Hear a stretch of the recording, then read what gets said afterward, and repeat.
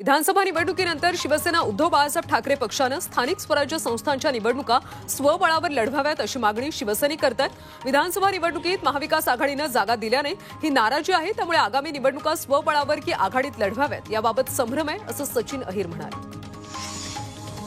कोल्हापूर जिल्ह्याचं पालकमंत्री पद मिळावं यासाठी शिवसेना आणि राष्ट्रवादीमध्ये जोरदार रस्सीखेच सुरू आहे। सध्या पालकमंत्री पद हे राष्ट्रवादीकडे, कोल्हापुरात शिवसेनेचे सर्वाधिक आमदार असल्यामुळे पालकमंत्री पद शिवसेनेकडेच राहील असा विश्वास कोल्हापूर उत्तरचे आमदार राजेश क्षीरसागर यांनी व्यक्त केला। एकनाथ शिंदे जो निर्णय घेतील तो मान्य असल्याचं बोईसर विधानसभेचे आमदार विलास तरे यांनी म्हटलं। विलास तरे यांची आमदारकीची तिसरी टर्म आहे, ते मोठ्या मताधिक्याने निवडून आले, त्यांना मंत्रिपद मिळावं अशी कार्यकर्त्यांची मागणी।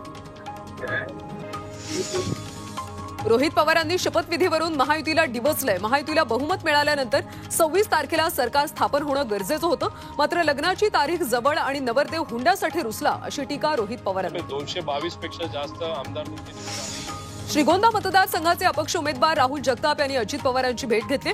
बंडखोरी केल्यामुळे राष्ट्रवादी शरदचंद्र पवार पक्षानं जगतापांचं निलंबन केलं होतं, त्यानंतर आता राहुल जगताप वेगळा निर्णय घेण्याच्या तयारीत आहेत। शिवसेनेतल्या काही आमदारांची आता धाकधूक वाढली आहे। शिवसेनेच्या 4 मंत्र्यांना डच्चू मिळण्याची शक्यता आहे। येत्या नव्या मंत्रिमंडळामध्ये 4 नव्या आमदारांची वर्णी लागण्याची शक्यता आहे। एकनाथ शिंदे सत्तेत यायला तयार नव्हते असा दावा भरत गोगावले यांनी केला। एकनाथ शिंदे सत्तेबाहेर राहून काम करणार होते, आम्ही त्यांना सत्तेत येण्याचा आग्रह केला असं विधान गोगावले यांनी केलं। खासदार श्रीकांत शिंदेंनी कुठलंही पद मागितलेलं नाही, ते केंद्रात मंत्रिपद घेऊ शकले असते, मात्र तेही त्यांनी घेतलं नसल्याचं खासदार नरेश म्हस्के म्हणाले। राज्यात त्यांच्या नावाबाबत जी चर्चा सुरू आहे त्यावर पक्षात काहीच चर्चा झाली नसल्याचं म्हस्केंनी म्हटलं। गृहमंत्री पदाबाबत कुठलाही तिढा नसल्याचं शिवसेनेचे खासदार नरेश म्हस्के यांनी सांगितलं। आम्ही विचार करून निर्णय घेऊ आणि शहा नड्डा मुख्यमंत्री पदासाठी जो निर्णय घेतील त्यांच्यासोबत आम्ही असल्याचं शिंदेंनी जाहीर केल्याचं म्हस्के म्हणाले। भाजप विधिमंडळ पक्षाच्या बैठकीबाबत संभ्रम आहे। बैठक केव्हा होईल याबाबत आमदारांना अद्याप निरोप नाही। उद्या किंवा परवा बैठक होण्याची शक्यता आहे। या बैठकीत भाजप गटनेता निवडला जाणार आहे। देवेंद्र फडणवीस यांचं नाव मुख्यमंत्रीपदासाठी निश्चित झाल्याची माहिती पीटीआयनं दिली। 3 किंवा 4 डिसेंबरला भाजपच्या विधिमंडळाच्या बैठकीत फडणवीसांच्या नावावर शिक्कामोर्तब होण्याची शक्यता आहे। एकनाथ शिंदे यांनी गृह खातं मागितले, मात्र भाजप गृह खातं द्यायला तयार नाहीये। गृह खात्याबाबत संजय राऊतांनीही आता हल्लाबोल केला। देवेंद्र फडणवीस यांच्यासोबत चर्चा व्हायची तेव्हा ते सांगायचे उद्धव ठाकरे यांनी गृह खातं दुसऱ्या पक्षाला द्यायची चूक करू नये। फक्त गृहमंत्री पदावरून सरकार स्थापनेत अडचण येत नसल्याचा दावा शिवसेना खासदार संजय राऊतांनी केला। इतकंच नाही तर फडणवीसांच्या जागी दुसरं कुणी आणलं जाते का असा सवाल करत सत्ता स्थापनेवरून राऊतांनी महायुतीवर हल्लाबोल केला। विधानसभेच्या निवडणुकीमध्ये षडयंत्र केलं गेलं असा आरोप काँग्रेस खासदार प्रणिती शिंदे यांनी सोलापूरच्या सभेत केला। पंतप्रधान नरेंद्र मोदींच्या चेहऱ्यावर विजयाचा आनंद दिसत नाहीये, ते मागच्या दाराने येऊन विजयी झाले असा टोलाही त्यांनी लगावला। ईव्हीएम मध्ये फेरफार झाल्याचा संशय देखील प्रणिती शिंदेंनी व्यक्त केला। अहिल्यानगरमधल्या साखर कारखान्याच्या पहिल्या गळीत हंगामाला सुरुवात झाली। हा कारखाना शिवसेनेचे नेते विजय शिवतारे यांच्या मालकीचा आहे। दादा भुसेंच्या उपस्थितीत या कारखान्याच्या गळीत हंगामाला सुरुवात झाली। शेतकऱ्यांच्या ऊसाला चांगला भाव देऊ असं भुसेंनी म्हटलं। पिंपरी चिंचवड शहरातल्या वल्लभनगरच्या बस स्थानकाचं नुकतंच सुशोभीकरण करण्यात आले। नवीन रंगकाम केल्यानं आगाराचं रूप बदललंय। हिरकणी कक्ष आणि इतर सुविधाही देण्यात आल्यानं प्रवाशांनी समाधान व्यक्त केलं।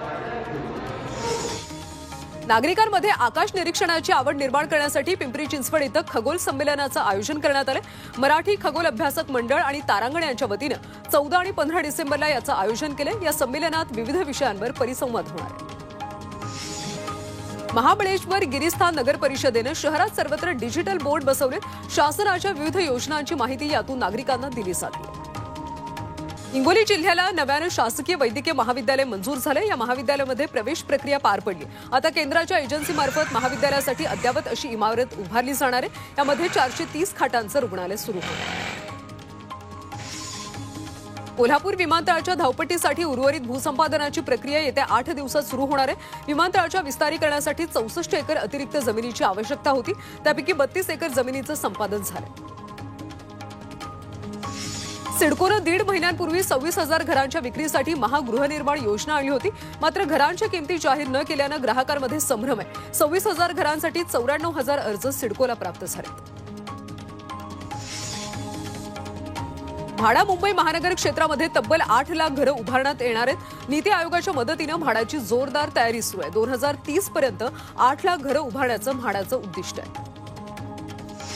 बँकांमध्ये सोनं गहाण ठेवून त्या बदल्यात घेतल्या जाणाऱ्या कर्जाच्या प्रमाणामध्ये 50% वाढ झाली. चालू आर्थिक वर्षाच्या पहिल्या 7 महिन्यातली ही आकडेवारी आहे. सोने तारण कर्जाची प्रक्रिया सुलभ असते, तसंच त्यावरचं व्याजही तुलनेने कमी असतं, त्यामुळे कर्जदार हा पर्याय निवडतात.